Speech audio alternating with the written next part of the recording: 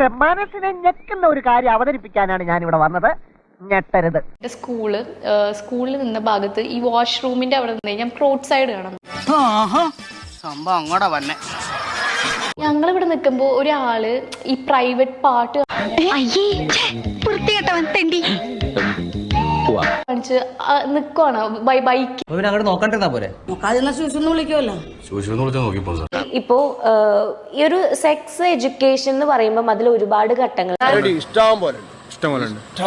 ഈ ഒരു ഓരോ ഏരിയകളെ പറ്റിയിട്ട് എങ്ങനെയാ പറയാനുള്ളത്? പറഞ്ഞോളൂ.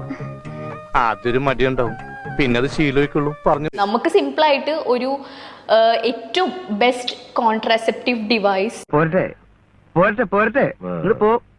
എന്ന് പറയണത് കോണ്ടം തന്നെയാണ്.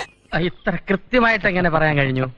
കള്ളന്റെ സൈക്കോളജി പഠിച്ചാലല്ലേ കേണൽ ഈ യൂണിഫോം ഇടാൻ. ഇന്റർകോഴ്സ് ചെയ്യുമ്പോ അതെങ്ങാനും ഇതായി പോയാലോ പൊട്ടിപ്പോയാലോ അങ്ങനത്തെ പെടിപ്പ് രണ്ടെണ്ണം ഇടണോ, അങ്ങനെയൊക്കെ ചിന്തകളും കാര്യങ്ങളും. എനിക്കൊരല്പം ധൃതിയുണ്ട്. ഇപ്പൊ ഓഫീസിൽ അന്വേഷിക്കുന്നുണ്ടാവും. വരട്ടെ.